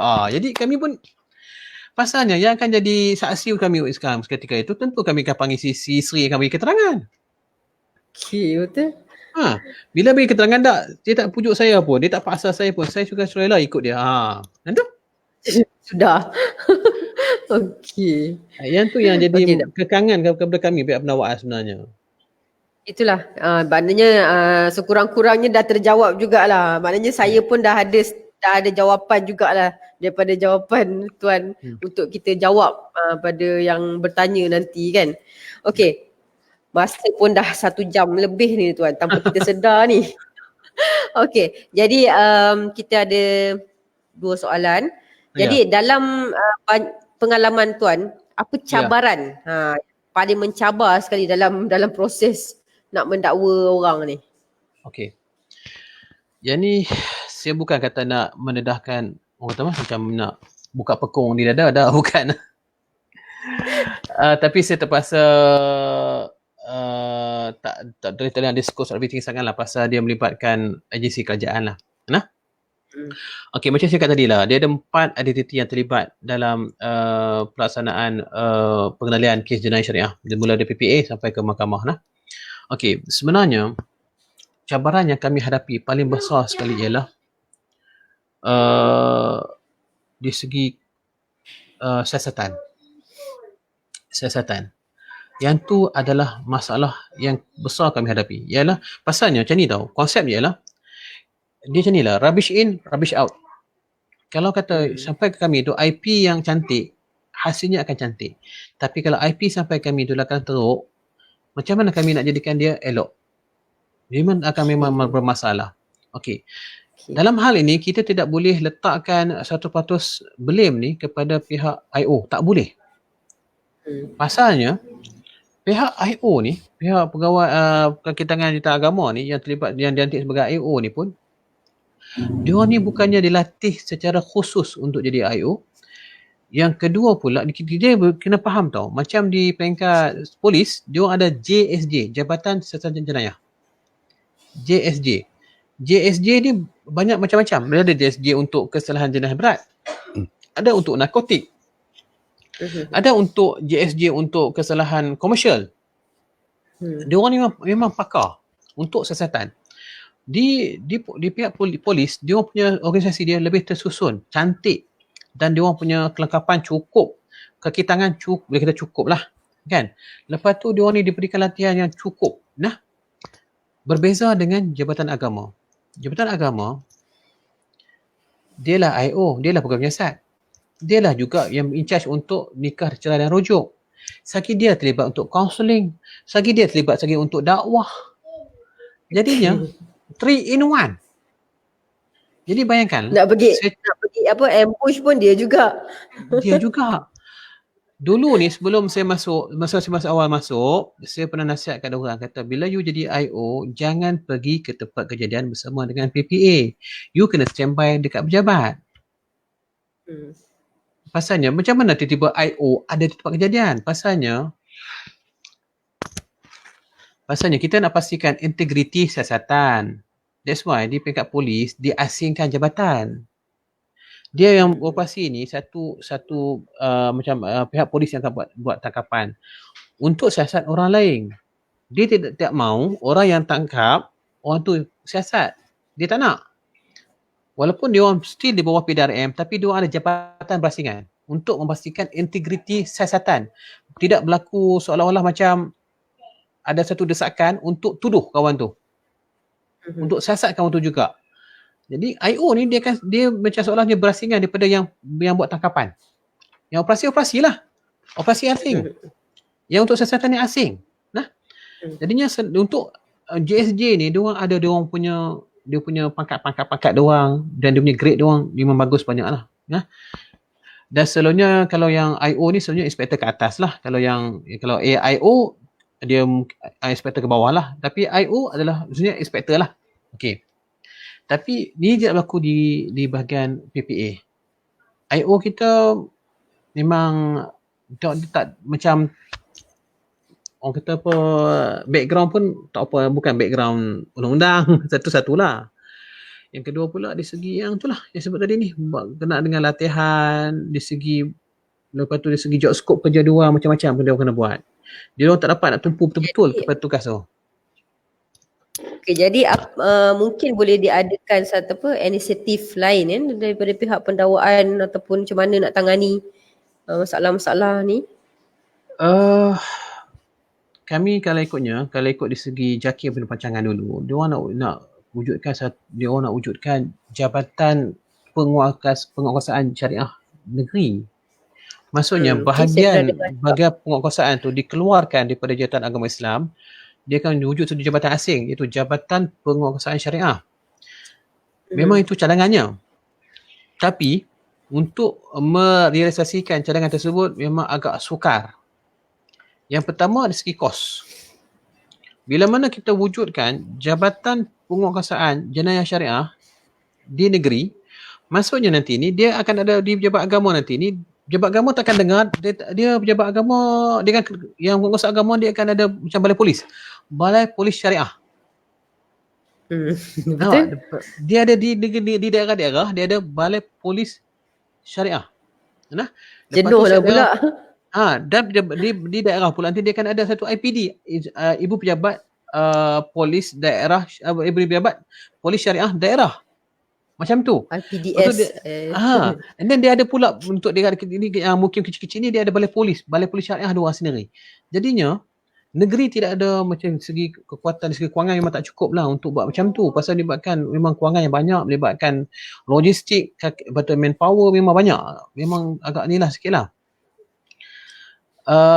Yang tu yang di segi kekangan, di segi kewangan lah, memang agak susah nak buat. Kalau sekiranya benda tu dapat dibuat, jadi barulah nampak tersusun sikit lah kalau kata boleh buat.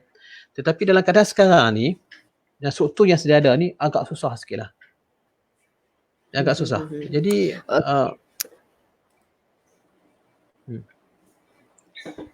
Okey, baik Tuan. Jadi kita dah sampai penghujung dah ni Tuan. Okey, jadi saya ada dimaklumkan sebenarnya ni Tuan ada menulis buku ni Tuan. Ya. Okey, boleh kongsikan Tuan. Okey, kejap nah. Mana dah?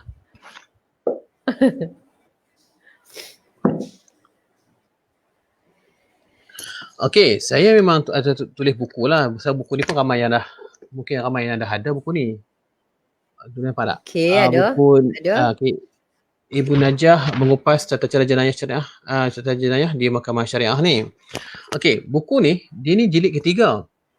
Kelepasan ni jilid ketiga. Dia bermula daripada perbicaraan seksyen 16 lah sampai seksyen 13 lebih lah. Okey.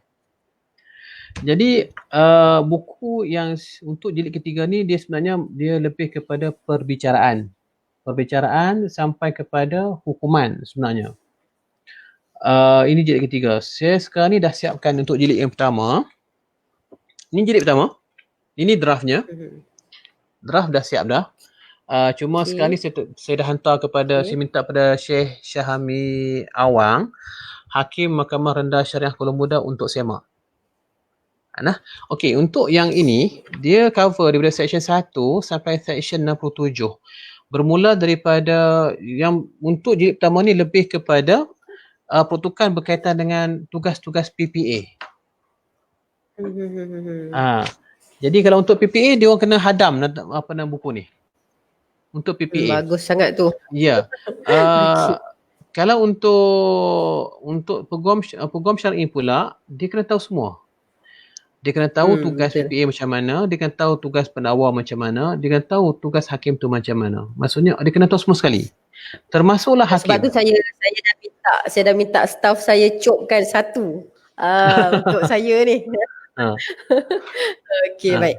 Okey, jadi di akhir ni tuan. Ya. Okey, isu orang ketiga lah, isu itu, isu ini apa semua, isu mengaku bersalah semua. Apa kata-kata ataupun nasihat terakhir yang mungkin tuan boleh kongsikan pada sidang penonton hari ni, tuan? Jadi saya rasa audien pada malam ni saya rasa kebanyakan mungkinlah yang ada lawyer lah kan, hukum syar'i kan. Saya minta lah kepada hukum syar'i kan, pertama sekali kena bersedia mantapkan dari segi ilmu berkaitan dengan bab jenayah syariah ni. Memanglah kita kata banyak kita tumpu pada kes mal. Pasal kes mal ni yang banyak kes di mahkamah syariah tak dinafikan lah. Even mahkamah syariah pun boleh kata 90% kes di mahkamah syariah tu memang kes mal. Dan mahkamah syariah pun banyak bagi preference kepada kes-kes mal sebenarnya berbanding kes jenayah ni sebenarnya. Tapi kita kena bersedia sekarang. Pasal kita tak tahu, macam kita kata sekarang ni PKP kan. Lepas ni kita kena ada kena biasa dengan norma baru kan. Jadi mungkin ke depan nanti kita kena bersedia juga dengan norma baru di mana kena ditakdirkan kalau RUU 35 tu diluluskan dan ada pindaan terhadap bidang kuasa mahkamah syariah dan menyebabkan berlakunya pindaan terhadap hukuman jenayah syariah ni untuk kesalahan jenayah syariah kan. Jadinya mintalah kepada hukum syar'i tolonglah bersedia banyak mantapkan dari segi kemahiran berkaitan dengan bab jenayah, bab tata cara kena tahu, bukan setakat jenayah syariah saja, belajar juga tentang jenayah sivil. Pasalnya tata cara di mahkamah sivil dengan syariah ni lebih kurang sama aja. Jadi kalau kita memang praktis di sivil, kita nak praktis di mahkamah syariah, kita tak ada masalah sebenarnya untuk jenayah. Minta kepada sebuah hukum syar'i bersedialah. Bukan apa tau, pasalnya kita tak nak nanti ni kalau seorang tu kan, orang yang dituduh ni, kalau kita dapati dia tak diberikan pembelaan yang sewajarnya, nanti ni orang akan cakap kata mahkamah syariah gagal untuk menegakkan keadilan. Kita tak nak. Kita nak kalau boleh, walaupun kes tu macam sekecil-kecil kes pun, kita nak kalau boleh dia diberikan pengadilan yang sewajarnya, yang sepatutnya dia dapat. Kita kena letakkan kena benchmark kita lebih tinggi daripada mahkamah sivil. Ya. Pasal kita memang kita kata benchmark mahkamah syariah tu mahkamah sivil sebagai benchmark kita, tapi kita nak perform lebih baik daripada mahkamah sivil. Sama juga untuk pendakwaan syariah, kita nak kalau boleh kita jadikan benchmark bahagian pendakwaan jenayah di civil tu sebagai benchmark kita, tapi kita nak kalau boleh kita lebih hebat daripada orang. Pasalnya bukan apa, al-Islam ya'lu wa la yu'la alaih. Kita kena faham yang tu kan. Ya. Okay. Jadi kita tak boleh bawah dia orang ataupun kita orang bagi sama dengan dia orang. Pasal kita tak nak nanti orang akan condemn sistem kehakiman jenayah syariah kita. Jadinya kita kena anggap hukum syar'i ini adalah sebahagian daripada kaki tangan mahkamah syariah sebenarnya. Hukum syar'i dia kena bantu mahkamah untuk menegakkan keadilan. Jadinya macam mana kita nak tegakkan keadilan? Kita kena siapkan diri kita dengan senjata yang sepatutnya. Apa senjata kita? Ilmu. Jadi ilmu tu macam-macam lah. Ilmu di segi macam mana kita nak hujah. Ilmu kita kena tahu tentang bab tata cara, kita kena tahu. So kita kena banyak study. Banyakkan membaca. Jadi apa yang saya buat, buku-buku yang saya tulis ni sebenarnya adalah untuk membantu orang individu yang terlibat dalam sistem kehakiman jenayah syariah. Itu tujuan saya. Pasalnya dekat di pasaran, buku-buku berkaitan dengan bab tata cara ni memang dia tak banyak. Yang ada pun kebanyakan buku yang civil punya adalah yang criminal procedure yang English adalah, tapi mostly English lah. Tak banyak. Dia yang sebenarnya kan dekat luar sana ada 2 buku saja. Satu buku daripada Siti Zubaidah. Ini Siti Zubaidah. Satu lagi Syam Rahayu. Satu lagi kata silap saya Nazri. Tuan Nazri. Tuan Nazri dia buat mal. Mal silap mal. Dia buat apa? Zubaidah dengan Syam Rahayu. Ya, 2 tu sahaja yang buat berkenaan dengan bab tata cara jenayah. Jadi dia semua yang saya diorang tu dua-dua tu memang orang yang hebat. Dr. Siti Zubaidah memang seorang yang hebat. Dr. Syam Rahyu pun orang yang hebat. Diorang daripada bidang akademik. Apa yang saya buat ialah saya ambil daripada perspektif practitioner pula.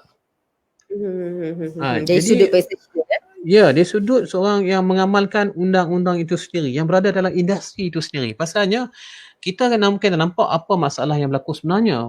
Kalau macam ahli akademik ni, dia nampak juga sebenarnya, tapi dia orang tak experience benda tu. Dia orang tak kata apa hadapi benda tu secara hands on. Kita yang hadapi.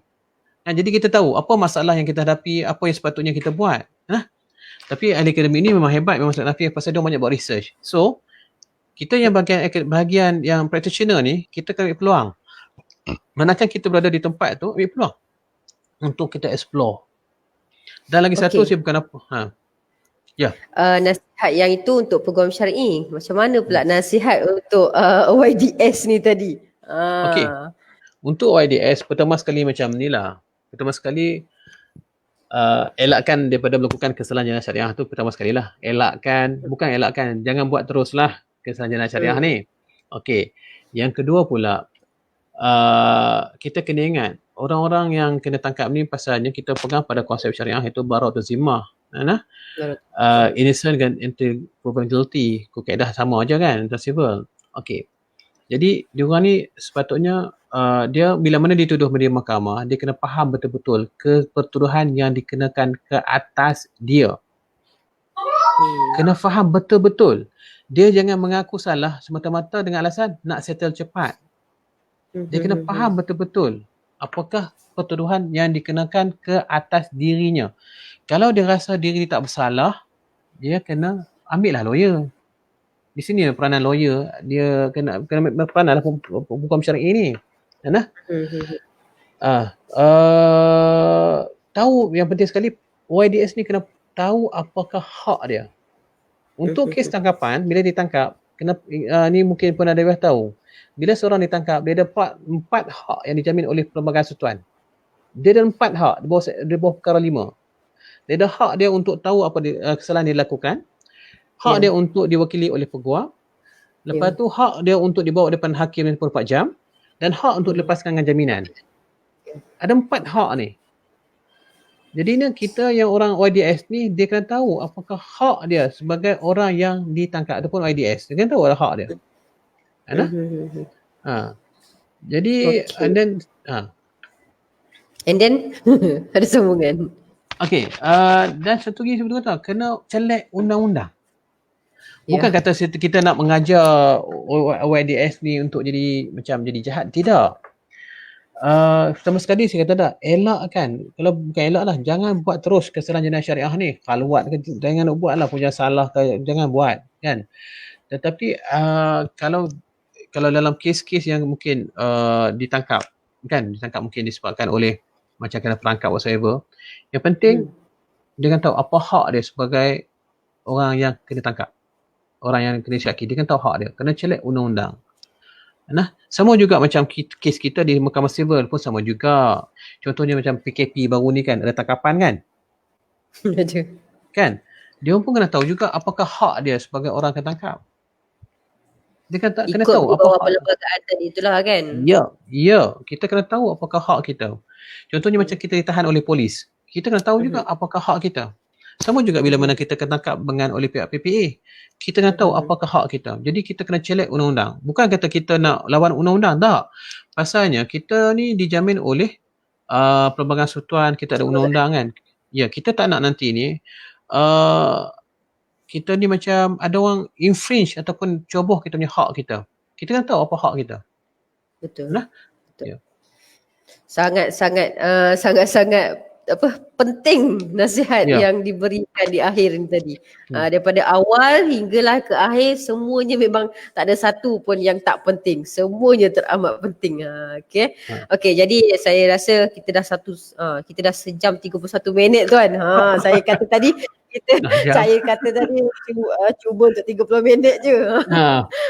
Okey, tak apalah. Jadi saya nak ucapkan terima kasih banyak-banyak di atas kesudian Tuan berkongsi secara live. Saya percaya dari diri saya sendiri pun saya terlalu banyak terima input yang sangat berguna untuk saya guna pakai sesi perbicaraan akan datang insya-Allah, dan juga para pendengar yang mana dah dapat sedikit ilmu. Yang mana bila mana pihak ketiga tak didakwa dia apa semua ada sebab-sebab, bukan saja tidak didakwa. Okey, jadi kalau saya menjemput sekali lagi insya-Allah boleh ya tuan Tak ada masalah. Memang kalau ikutnya saya memang amat besar hati lah kalau kata ada siapa-siapa jemput. Kita berkongsi lah. Ilmu ni, sifat ilmu ni, dia kalau kita simpan seorang-seorang, dia takkan berkembang. Sifat ilmu ni kan, lagi dia kongsi, lagi banyak dia akan dapat. Betul. Itu yang saya terpaksa buat macam ni masa PKP ni. Saya jadi macam buntu, tak kejar. Ya. Okey, jadi terima kasih banyak tuan. Sama-sama. Okey. Semoga malam terakhir bulan Ramadan, 10 malam terakhir InsyaAllah. kita peroleh malam Lailatul Qadar tuan. InsyaAllah. Okay, semoga sihat-sihat sahaja dan sehingga kita bertemu lagi insyaAllah. Terima kasih banyak tuan. Sama-sama.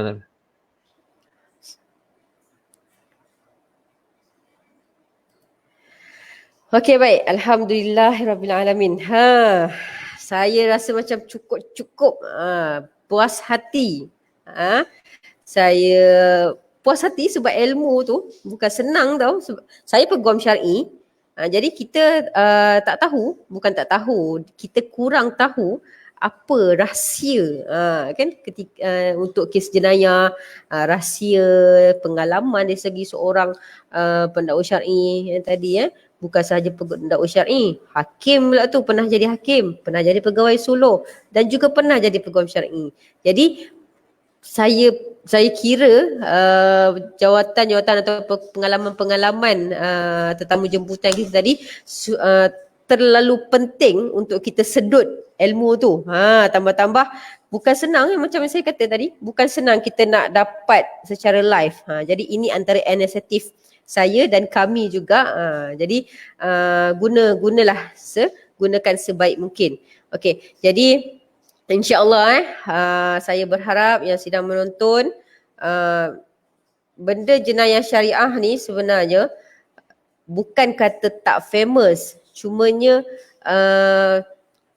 bab kata tuan tadi tidak celik undang-undang, yang mana hashtag saya baru buat semalam kan, celik minda syar'i tu antara tujuan saya untuk kita sama-sama jadi geng celik minda syar'i. Nah, tak kisah dari sudut kes apa sekalipun, mestilah kena celik minda syar'i. Okey, jadi teruskanlah sentiasa bersama dengan saya di page saya untuk mendapatkan apa-apa info yang bermanfaat insya-Allah. Seterusnya boleh dikongsikan dengan yang lain dan insya-Allah akan membawa rahmat.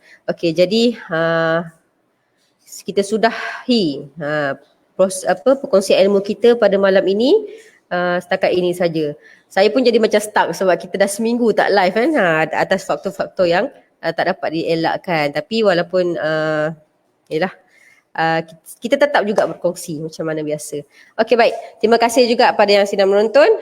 Semoga semuanya berada dalam keadaan sihat-sihat sahaja walaupun banyak sektor yang telah bermula untuk bekerja. Saya berharap kekallah dalam jaga kita tu agar rantaian COVID-19 ni kita berjaya hapuskan. Jangan kita yang terhapus. Kita nak hapuskan rantaian COVID-19 ni. Saya takut. Okey. Wabillahi taufik wal hidayah. Wassalamualaikum warahmatullahi wabarakatuh. Alang-alang tu jangan tidurlah 10 hari ni. Siapa yang tak kerja, gunakan sebaik mungkin 10 hari malam terakhir ni. Tak payah tidur, zikrullah, istighfar banyak-banyak. Kalau tak di atas tikar sejadah pun, zikirlah sambil duduk. Rintihlah apa yang kita nak rintih. Doalah, mintalah apa yang kita nak minta. Gunakan sebaik mungkin. Ada hikmah PKP dalam bulan Ramadan, kan? Okey, baiklah, jumpa lagi di sesi esok petang. Esok petang jam 2 petang berkenaan dengan salah satu cara perceraian, taklik. Kita ambil satu saja dulu, taklik. Jadi stay tune bersama dengan saya esok jam 2 petang insya-Allah bersama dengan tetamu jemputan kita. Okey, terima kasih sekali lagi. Wabillahi taufik wal hidayah. Wassalamualaikum warahmatullahi wabarakatuh. Celik minda syar'i.